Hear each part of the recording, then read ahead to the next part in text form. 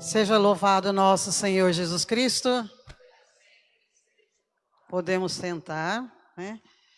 Uma boa noite. A gente fica muito feliz com a presença de todos vocês e é com muita alegria que nós nos reunimos nessa noite para mais um encontro de estudo e reflexão da Palavra de Deus.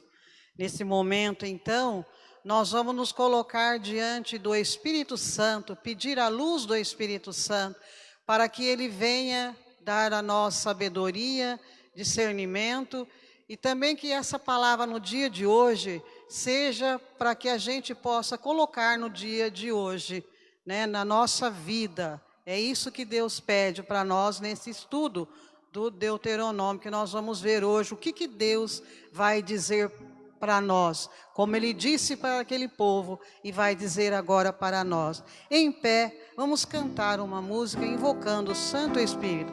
Vamos cantar com muita fé, como uma oração.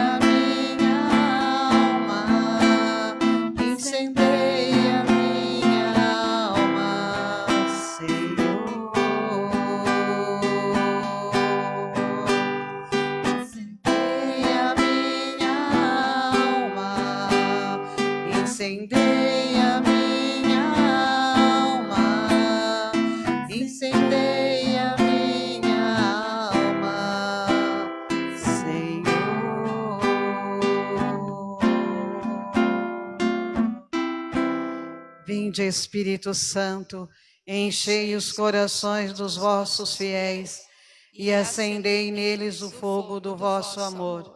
Enviai o vosso Espírito e tudo será criado e renovareis a face da terra. Oremos. Ó Deus, que instruísse os corações dos vossos fiéis com a luz do Espírito Santo, fazei que apreciemos corretamente todas as coisas, segundo o mesmo Espírito, e gozemos sempre da sua consolação. Por Cristo Senhor nosso. Amém. Recordando a vida. Nesse terceiro encontro, vamos refletir sobre a palavra de Deus que nos torna próximo um dos outros. A construção da sociedade, segundo o projeto de Deus, acontece preferencialmente a partir de medidas e proteção àqueles que vivem à margem e estão, por conta disso, sem possibilidade de proteção externa ou de autoproteção, exatamente porque são pessoas ou grupos fracos e empobrecidos. A justiça é um claro sinal do projeto de Deus e, ao mesmo tempo, uma exigência ética, pessoal e comunitária, com um olhar sobre a realidade. Vamos ler junto o lema do nosso estudo. Abre tua mão para teu irmão. Em Deuteronômio 15, que é o capítulo... Podem sentar. Desculpa aí. Em Deuteronômio 15, capítulo 15, que nós vamos ver hoje, o povo de Deus, o povo israelita, é lembrado sobre a importância de observarem a prática do ano da remissão, onde o escravo deveria ser liberto e toda a dívida perdoada. O objetivo de Deus era manter todo o seu povo com um padrão de vida digno. onde ninguém tivesse falta das necessidades principais, como comida, água e roupa, o mínimo para a subsistência. O israelita, sob nenhuma hipótese, deveria morrer de fome. Caso contrário, a nação responderia a isso como pecado diante do Senhor.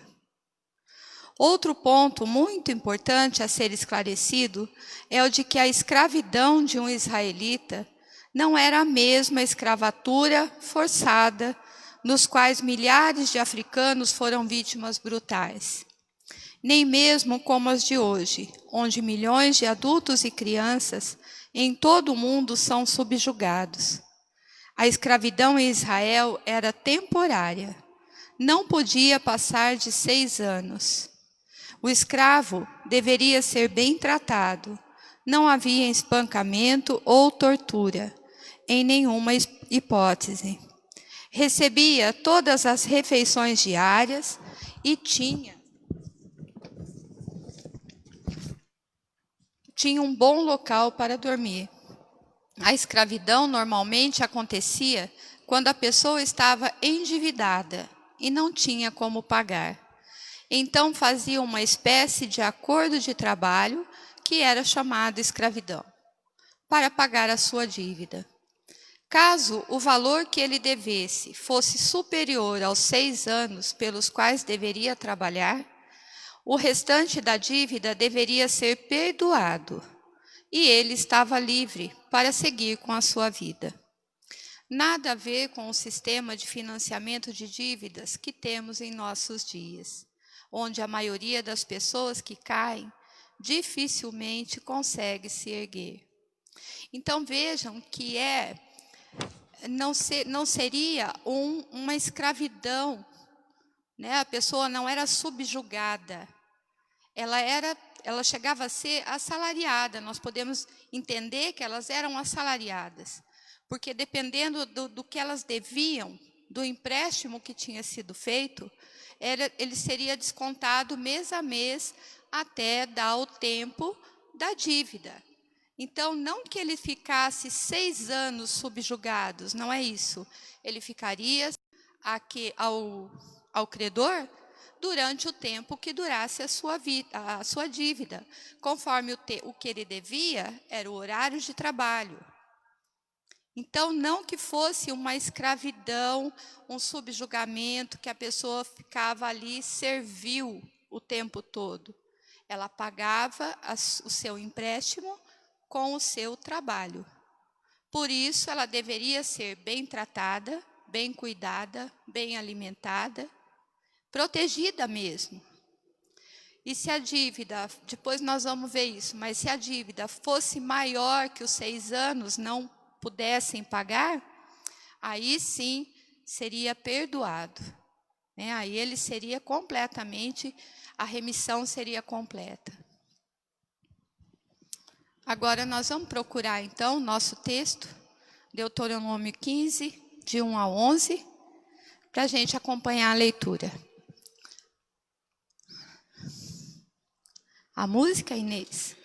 Então, nós vamos agora procurar. Acharam já as leituras? Quem achou, levanta a mão. Muito bem. Então, agora nós vamos ficar em pé para esse canto, né, da aclamação a essa palavra. E depois, na hora da leitura, quem quiser acompanhar em voz alta a leitura, pode também. Porque é bom, porque aí a nossa mente ela vai, né, mentalizar mais a palavra. Fala, Senhor, pela vida, tua palavra que salva. Em mim é tudo silêncio, eu quero ouvir tua voz. Fala, Senhor, pela igreja, é tua presença no mundo. Em mim é tudo silêncio, eu quero ouvir tua voz. Fala, Senhor, pela vida,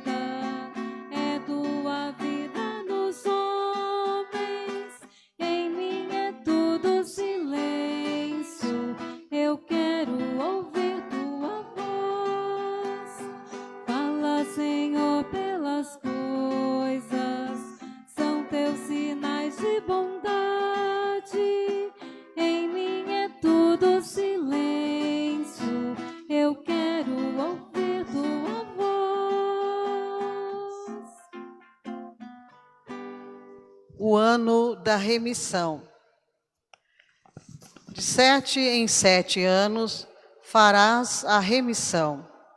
Eis no que ela... Ai, gente, me perdoa, mas acho que vou pegar o meu óculos.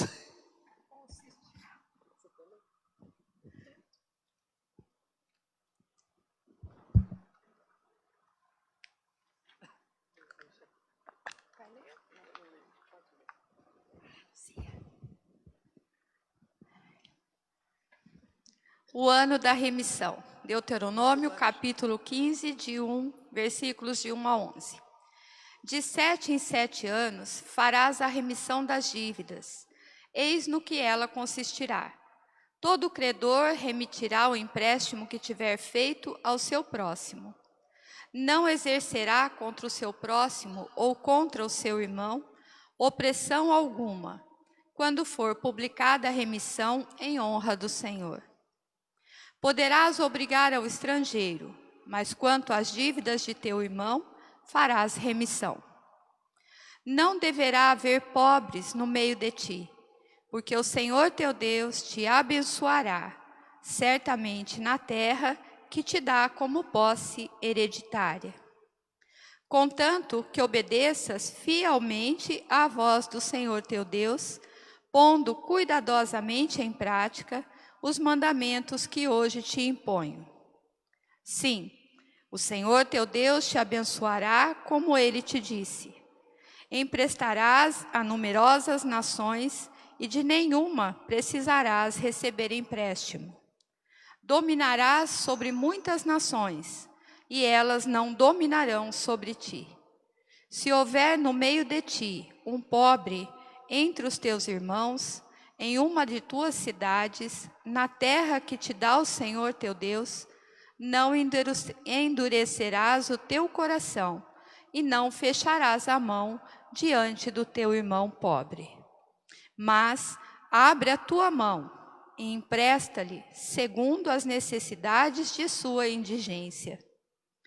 Cuida que não te venha ao coração este ímpio pensamento: eis que se aproxima o 7º ano, o ano da remissão.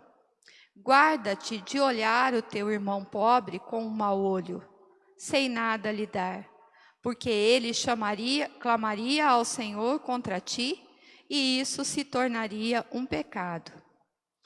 Deves dar-lhe e dar-lhe de bom coração, pois por causa disso o Senhor Deus, teu Deus, te abençoará em todas as empresas de tuas mãos. Nunca faltarão pobres na terra, e por isso dou-te esta ordem: abre tua mão ao teu irmão necessitado ou pobre que vive em tua terra. Palavra do Senhor.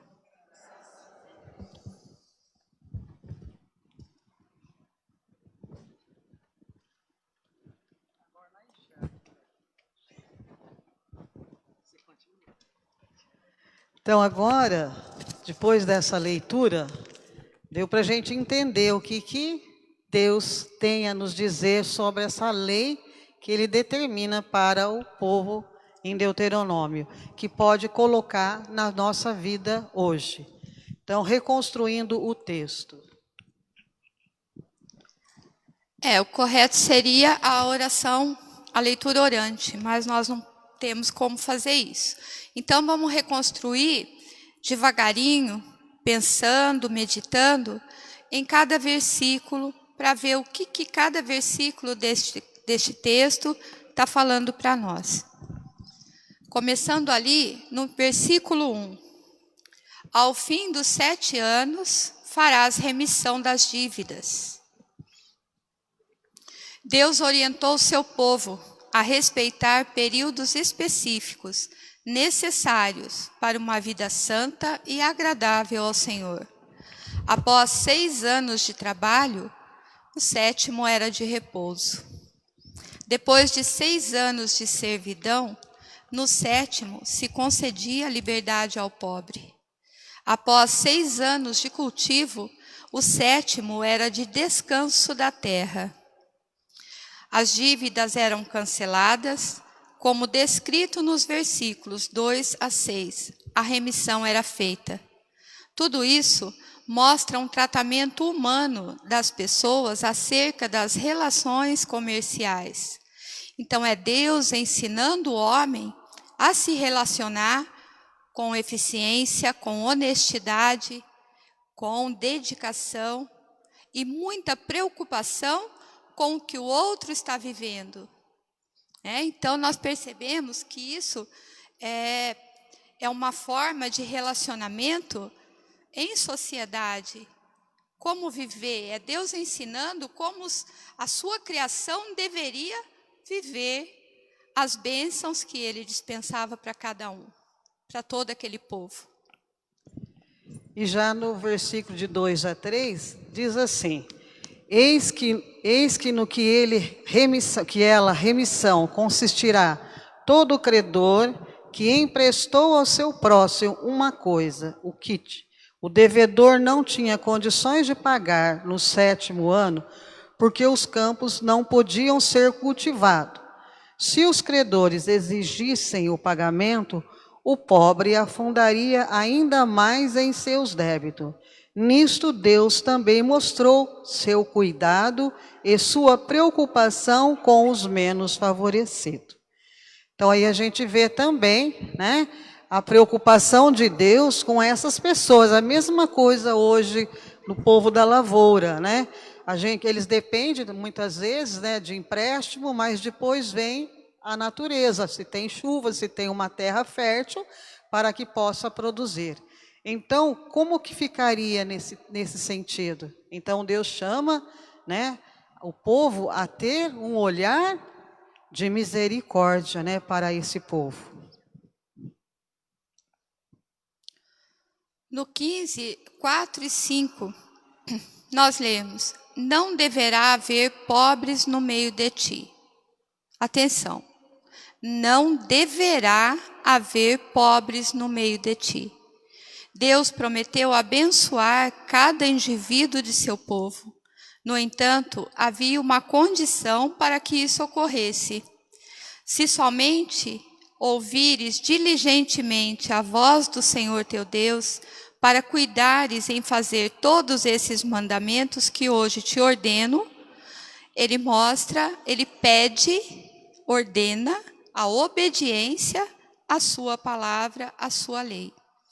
No início, 2 semanas atrás, nós ouvimos a Mariângela colocar os outros livros, né, do Pentateuco, Deuteronômio é o último, que é chamado como, vocês lembram? De segunda lei, não é isso?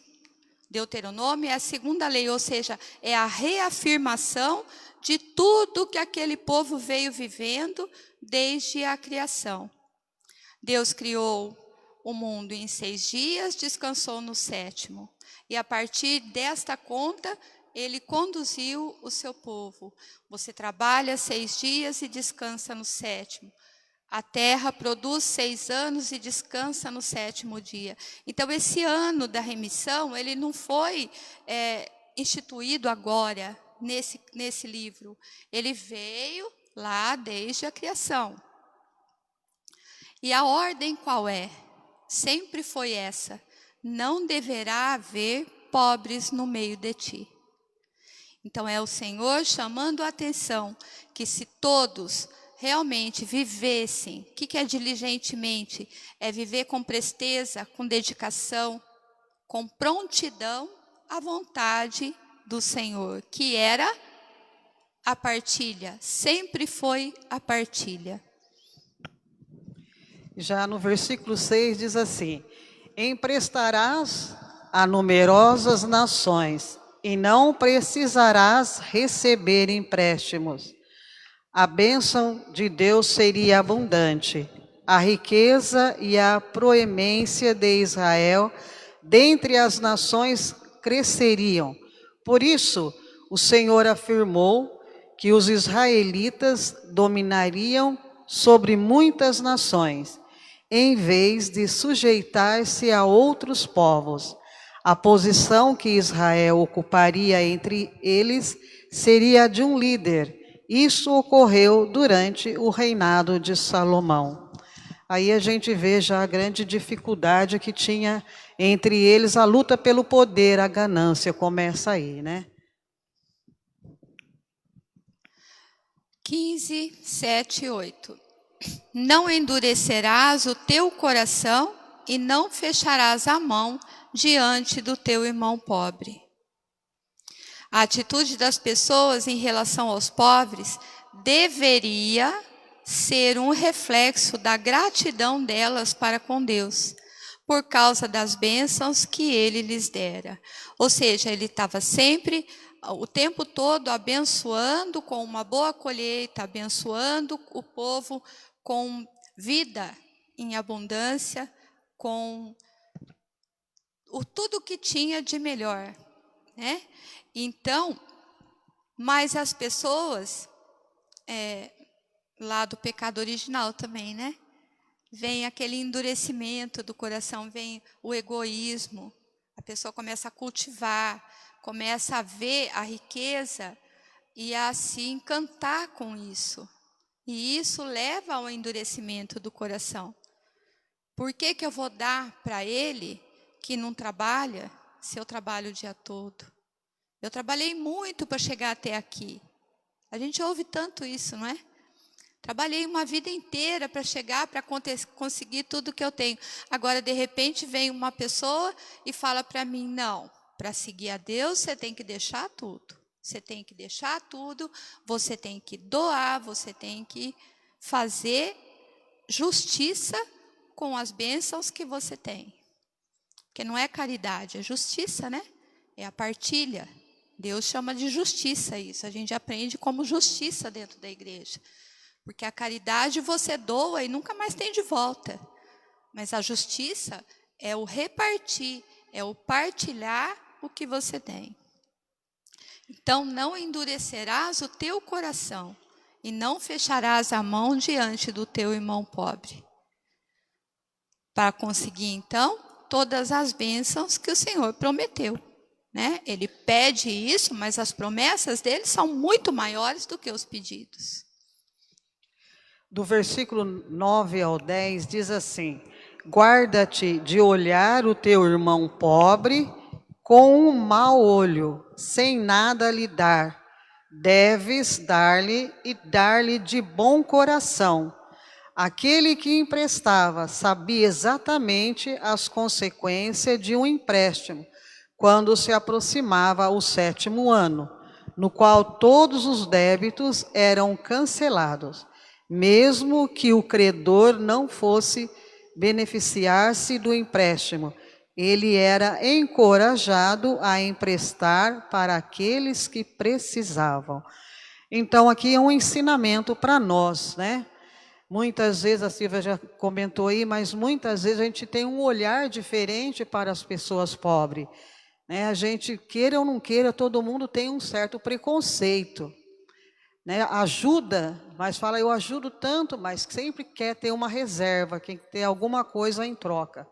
E aqui diz assim, ó, guarda teu olhar, o teu irmão pobre com maus olhos, sem nada lhe dar. Então, quer dizer, nós temos que doar, nós temos que ajudar, porque aí a gente vê que Deus, ele não quer que um necessita, ele quer que todos tenham em abundância, porque Deus criou o mundo, ele fez tudo para todos. A divisão social foi o próprio homem que fez, né? Aí vocês vão falar assim, mas tem uma passagem que Jesus fala, pobre vocês terão sempre. Mas por que terão sempre? Porque a humanidade, ela cada dia mais, ela vai indo para um caminho desumano, porque não ama, porque não se entrega, porque não abre a mão para o irmão. E se dá com desejo de ter algo em troca. E empréstimo mesmo é uma dureza, né? As pessoas fazem empréstimo, as pessoas já ficam querendo receber. Será que vai me pagar? Será que não vai? E quando é fiador de uma casa? É difícil uma pessoa que precisa, às vezes, conseguir. Então, Deus nos chama aqui a gente ter um olhar diferente para esse povo, né? Porque nós também podemos estar na mesma situação deles um dia, porque nunca se sabe. Deus pode dar para nós uma experiência assim também, para a gente sentir na pele. Então, nós temos que guardar-te de olhar o teu irmão com preconceito, com desdém, né? Mas sim com amor, e aquilo que nós podemos fazer, nós temos que fazer de coração. Não de medo, como hoje a gente viu, né? Não de medo de ir para o inferno, mas de coração. Então, quer dizer, no tempo de hoje, o que Deus pede para nós aqui, para nós que estamos aqui, para aqueles que estão ouvindo em casa, o que Deus pede para nós? Abrir o nosso coração, ter um olho de amor. Se Jesus voltasse aqui agora, o que Ele ia pedir para cada um de nós? Ame o próximo, porque se eu amo o próximo, eu estou amando a Deus. Então, se eu vejo algum dos meus irmãos passando necessidade, eu tenho que ajudar. Eu tenho que fazer algo por ele. Então, é isso que Deus pede para nós. E agora, o último. Nunca faltarão pobres na terra, e por isso dou-te esta ordem. Abre tua mão ao teu irmão. Esta é uma declaração realista, comparada ao ideal expresso no versículo 4. Lembra lá atrás, no versículo 4? O que foi dito? Não deverão haver pobres na terra. Esse era o plano de Deus. Não deverá haver pobres entre vocês nesta terra. Então, esse é o plano. Aí, já no versículo 11, já existe uma constatação. Pobres sempre haverão na terra. Não faltarão pobres na terra. E lá em Mateus, como a Luzia comentou, Mateus 26, 11, Jesus assume essa constatação. Ele fala para os discípulos que ele estava fazendo um sermão, né? E alguém estava ocupado com pobres, eu não sei direito, não sei o caso direitinho. Mas tem essa citação, sempre haverá pobres entre nós, entre vós. Aí ele continua no versículo, mas eu não tereis por muito tempo, mas a mim não tereis. O versículo é esse, mas é uma constatação. Sempre haverá pobres entre vós. Então, o que nós aprendemos? O que tudo isso quer dizer para nós hoje? Passando por tudo que nós estamos passando durante esses últimos 6 meses. Vamos pensar um pouquinho. Né? Quanto o governo fez aí um negócio de ajuda emergencial. Mas a pessoa que trabalha, que tem aquele salário, não importa se é um salário mínimo, é bem maior do que os R$600. Pessoa que tem uma responsabilidade em casa, né? Quantos comerciantes, quantas lojas fecharam, quantas pessoas perderam seus empregos, quantos comerciantes, eu falo de cadeira, porque eu passei por isso agora, fazendo acordo, tem que fazer acordo com o funcionário, né? Então, é muito triste, é muito difícil para a pessoa que está, que nem no caso, eu sou proprietária, mas é uma situação extremamente difícil você olhar para a pessoa e falar, ó, desculpa, mas eu vou ter que reduzir o seu salário. Infelizmente, graças a Deus ainda, que nós não precisamos parar de trabalhar e não precisamos mandar ninguém embora. Nós conseguimos manter os nossos funcionários trabalhando. Agora estão trabalhando horário normal. Mas é muito triste. Você vê as pessoas passando por tanta dificuldade. Eu conheço pessoas que estão vivendo exatamente com os R$600. Então, agora é a hora da gente ler esse capítulo inteiro, porque o capítulo inteiro fala sobre isso, e pensar O que mais eu poderia fazer? É claro que tem um feijão tropeiro na paróquia, a gente compra, a gente ajuda. Tem uma rifa não sei do que, a gente ajuda. Tem um encontro, vamos colaborar. Tem a pastoral da sobriedade, que passa por muita dificuldade, está sempre precisando. A gente ajuda. Mas é pouco, né? É pouco, porque não é que é pouco, às vezes é o que você pode. Tudo bem. Mas, às vezes, uma conversa, um carinho, uma visita. Quanta coisa nós podemos dar sem esperar nada em troca. Não precisa ser mantimento, não precisa só ser dinheiro, né? Nós temos aí uma situação que realmente exige muita paciência, muita compreensão e muita fé. Muita fé. Para poder enfrentar tudo isso e poder fazer alguma coisa por alguém ainda. Desculpa, acho que eu me estendi, Luzia. Vai.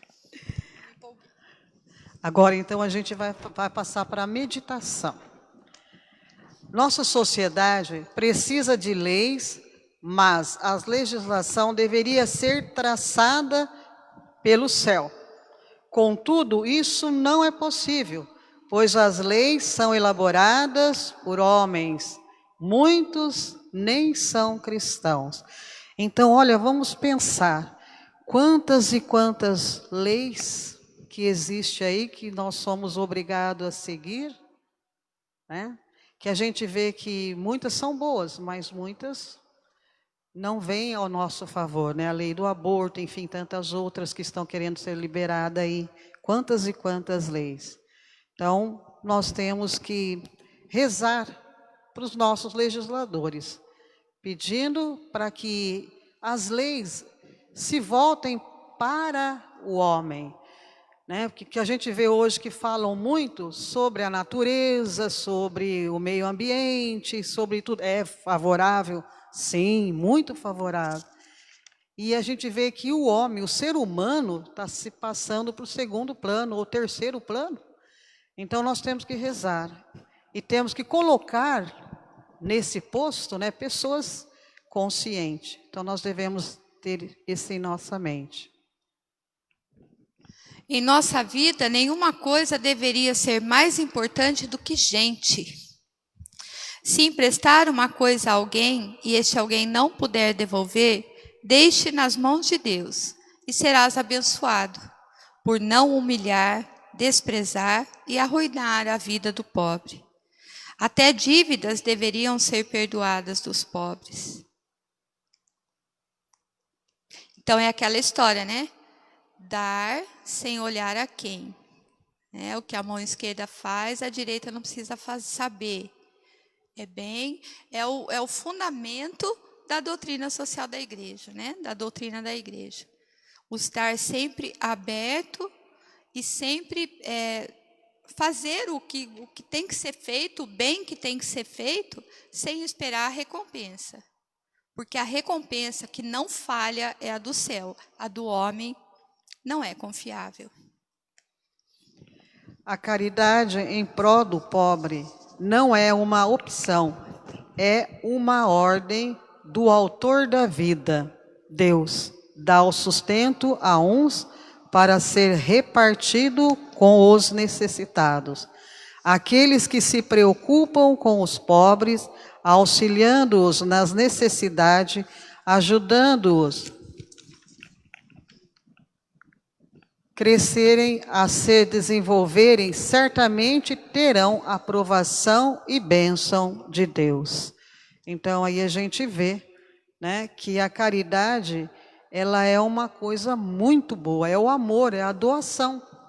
E quando você faz sem reserva, você dá o último que você tem, como aquela mulher que tinha uma única moeda, né? E ela entregou tudo. É assim que nós devemos ser, né? Dar tudo, sem reserva. O que Deus pede para nós, então, nessa reflexão? Que a gente tenha esse despojamento, o abandonar-se totalmente nas mãos de Deus e confiar. E existem vários testemunhos de pessoas que são assim, Mas nós temos que aprender também a ser desapegado das coisas. Falar é fácil. O duro é pôr em prática. Até mesmo esses dias eu dizendo assim, uma pessoa me disse assim, para a gente saber se a gente é apegado é o seguinte, se uma pessoa está precisando, por exemplo, de R$400 para comprar um remédio, e pede para você, aí o que você vai fazer? Eu vou pedir para fulano, para Fátima, para Mariângela, né, para Marta, para eles me ajudarem a conseguir esse 400 e vou comprar o remédio. Errado, isso não é desapego. Pediu para você. Então, o desapego que é, você vai lá e compra. Isso é caridade com o chapéu do outro, né? Hã? Isso é caridade com o chapéu do outro. Então, mas muitas vezes a gente vê assim, né? Pessoas que dividem até a caridade. A gente tem que dar sem ter medo, né? Dar tudo. Aí Deus tem certeza que Ele dá em dobro para você, para nós, né? A escravidão em Israel deveria ser temporária. O escravo deveria receber salário e, ao ser liberto no 7º ano, não deveria sair sem recompensa pelo seu trabalho. O objetivo do proprietário deveria ser tratar com amor e dignidade aos escravos, como pessoas criadas por Deus. Tal atitude reduz em todas as áreas da vida. Percebam que agora nós já estamos no versículo 12, 18, 19, 23.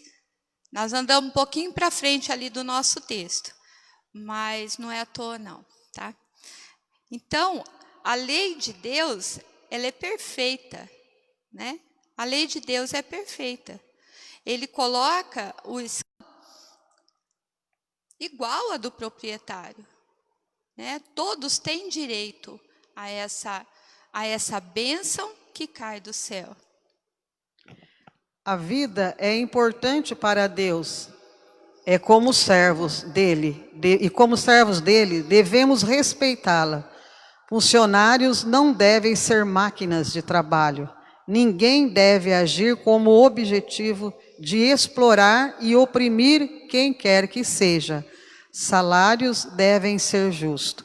E aqui fica bem claro para nós, né, que a vida é importante. Todos nós somos importantes. Deus deu para nós a vida, Deus deu para nós o dom de trabalhar, o dom de viver, o dom de ter tudo aquilo em abundância, né? Então, todos nós devemos respeitar a todos.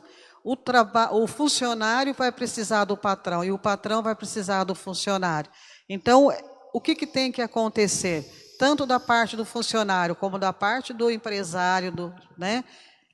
Tem que existir aí um amor, né? Não existir exploração, mas existir amor filial entre eles, porque um está ajudando o outro.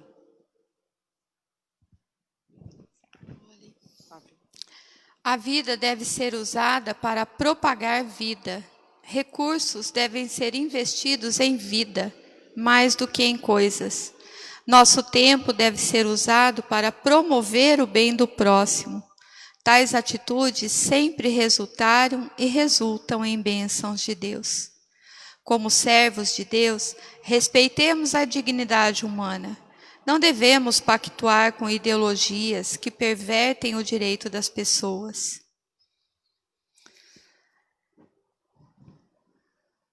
Acho que dispensa comentário, né? A vida deve propagar a vida, valorizar a vida. E ninguém vive sozinho, né? Ninguém se salva sozinho. Ninguém caminha sozinho. Nós precisamos uns dos outros. Precisamos de ter alguém nos impulsionando, nos mostrando um caminho, nos acolhendo, às vezes, né? Somos humanos imperfeitos. A lei de Deus é perfeita. Nós não. Então, nós precisamos desse contato, dessa relação com os irmãos. Eu tenho um freguês que vem toda semana na minha casa. Ele vem, às vezes, tem dia que ele vem só conversar. Ele fala, hoje eu não quero nada não, eu tenho comida aqui, eu tenho um lugar para dormir e aquela cobertinha tá boa, tá limpa. Eu falei, tá, tudo bem, o que o senhor precisa então? eu queria só conversar um pouquinho, porque hoje o sol estava muito quente. Aí ele vai, sabe? Ele meio que fala da vida dele. Então é bem gostoso, é bem interessante. Às vezes eu estou lá estressada, enrolada, querendo fazer alguma coisa, atrasada com alguma coisa, e ele chega. E ele chega para conversar só. Aí às vezes eu falo, você espera um pouquinho então, que eu vou pegar um negócio lá para você. Aí eu vou lá, pego alguma coisa, dou para ele vai embora feliz da vida. Não, mas ele não foi pedir, ele só foi conversar. E isso a gente nunca vai ter de volta, esse tempinho que eu passei com ele ali no portão, né? Então é muito importante esse texto do Deuteronômio. Eu achei ele muito rico nisso, para mostrar para a gente que nós não vivemos sozinhos, nós não estamos sós. Deus é perfeito demais, Ele colocou todas essas leis para a felicidade nossa, não dos outros. Quando nós vivemos bem com o outro, colocamos os nossos dons à disposição, nós ganhamos muito mais do que ele. Aí eu estou falando. A contemplação. O texto nos faz um convite ao perdão das dívidas. Pensemos, será que nós temos alguém devendo aí, vamos perdoar as dívidas? Perdoar as dívidas em uma sociedade capitalista e tecnicista como a nossa, poderia refletir um projeto utópico. Mas não podemos nos esquecer de que a oração ensinada por Jesus trata justamente desta questão. Perdoai-nos as nossas dívidas, assim como nós perdoamos os nossos devedores. Aí a gente vê, né? Deus nos ensina que nós devemos perdoar. Se eu não perdoo, como é que eu vou rezar o Pai Nosso, né? Então eu tenho que pensar seriamente aí. O que neste encontro nos motiva a ser igreja em saída, comprometida com a vida espiritual e social do próximo, que é o nosso irmão? O que será que nós vamos poder levar hoje para a nossa vida?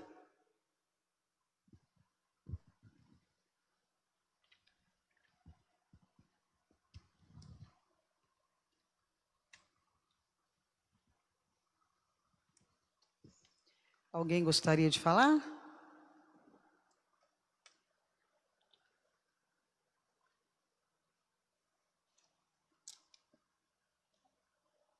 Então agora nós vamos fazer um canto, né? Vai falar? Então vai. Então, nós vimos que nós não fomos criados pobres, né?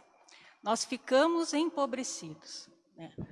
E a gente, assim, no contexto aí que foi falado do Deuteronômio, a gente precisa entender o seguinte, que quando Deus distribui as coisas, né, as terras, né, e as bênçãos, Ele faz de uma forma equânime, quer dizer, igual para todo mundo.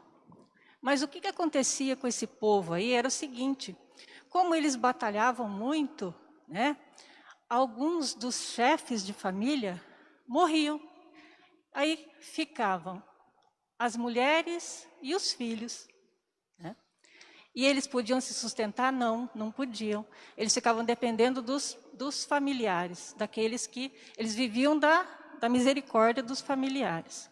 Ou então, o chefe da família não tinha o retorno de acordo aí com as intempéries do tempo. Ele não conseguia a colheita que deveria dar. Então, o que acontecia? O reflexo disso, né, perante a família. Ou então, em batalhas que constantemente eles estavam enfrentando, ele ficava doente, não podia mais trabalhar, não podia mais sustentar a família. Então, hoje, para nós, né, o que resta dessa situação que foi enfrentada por eles lá atrás? A situação é a mesma, continua a mesma. Naquela época, eles olhavam as leis de Deus com esse olhar de preceito, de mandamento, eles tinham que apoiar e ajudar esses que precisavam, não é verdade? E o que eles faziam? ofereciam esse tipo de escravidão, entre aspas, né, para que eles pudessem saudar, para que eles continuassem vivendo, sobrevivendo, né? E hoje, o que nós fazemos? Nós trazemos essas leis de Deus para nós hoje, que é a pergunta ali que está falando, né? Nesse encontro, né, como que nós somos igreja em saída comprometida com a vida espiritual e social do nosso próximo, né? Nós enxergamos quando as pessoas, né, como a Luzia estava falando, estão doentes, perderam o trabalho, como você falou aí, diante da pandemia. Será que nós estamos só de braços cruzados, não fazemos nada, né? Muitas pessoas fazem sim, né, a gente vê, né, mas tem muitas coisas que poderiam ser feitas, né? E a gente podia usar a nossa imaginação, nossa criatividade, não é verdade? O governo, lógico, estendeu esse auxílio aí, por quê? Porque senão a economia ia simplesmente, né, cair. Então, a gente tem que louvar e agradecer a Deus por essa oportunidade, né, de receber esse auxílio aí, né, e de continuar trabalhando, né, com essa mesma dignidade. E ajudar naquilo que a gente pode o nosso próximo.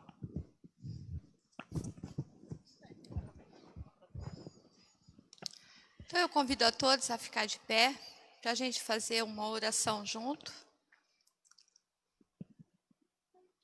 Rezemos juntos um Pai Nosso, Ave Maria e Glória, em agradecimento por estarmos reunidos, para que, conhecendo um pouco mais o Senhor, possamos amá-lo e servi-lo com alegria e paz. Pai nosso, que estais no céu, santificado seja o vosso nome. Venha a nós o vosso reino. Seja feita a vossa vontade, assim na terra como no céu. O pão nosso de cada dia nos dai hoje. Perdoai as nossas ofensas, assim como nós perdoamos a quem nos tem ofendido. E não nos deixeis cair em tentação, mas livrai-nos do mal. Amém. Ave Maria, cheia de graça, o Senhor é convosco. Bendita sois vós entre as mulheres, e bendito é o fruto do vosso ventre, Jesus. Santa Maria, Mãe de Deus, rogai por nós, pecadores, agora e na hora de nossa morte. Amém. Glória ao Pai, ao Filho e ao Espírito Santo. Como era no princípio, agora e sempre. Amém. Senhor nosso Deus, em vossa palavra encontramos os verdadeiros critérios para uma vida feliz. Fazei-nos experimentar a vossa força libertadora e anunciá-la aos irmãos. Nós vos pedimos por Jesus Cristo, na unidade do Espírito Santo. Amém. E o compromisso. Qual vai ser o nosso compromisso para essa semana? Vocês lembram que eu mostrei 2 versículos à frente, né? Eu queria propor para lermos o capítulo inteiro, porque o capítulo 15 inteiro é sobre esse ano da remissão, sobre como ele deve acontecer, sobre como as coisas devem fluir dentro da nação de Israel. E rezar, ler, mas ler com paciência, com cuidado, meditando, parando nas palavras, fazer a nossa leitura orante com esse capítulo inteiro, mesmo que não seja feito num dia só, tem a semana inteira para fazer, mas fazendo com muito cuidado, porque é extremamente rico em leis, em ética, em formas de convivência, em formas de estar trabalhando o nosso cristianismo, né? Fazer em nós. Essa seria a proposta. Mais alguma coisa, Luzia? Agora, então, nós vamos agradecendo, né, a presença de todos e contamos com a presença de vocês também na próxima segunda-feira, né? Muito obrigado por vocês estarem aí, né? E também pelo Espírito Santo que age no nosso coração, que a gente realmente possa agora ir em saída, né? Olhar diferente, viver essa palavra. Vamos ler mais o Deuteronômio, vamos procurar mais o conhecimento da palavra. E agora, então, com o canto final, a gente encerra. Boa noite a todos. Que Deus abençoe vocês.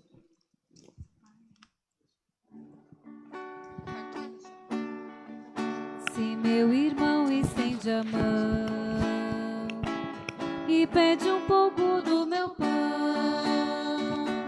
Eu não respondo, eu digo não. Errei de rumo e direção nesta mesa de perdão. O pão e o vinho elevarei e pensando em meu irmão, o meu Senhor receberei. Quero ver no meu irmão a imagem dele, meu irmão, que até nem tenho necessário para ter paz. Quero ser pro meu irmão a resposta dele, eu que vivo mais feliz e às vezes tenho até demais.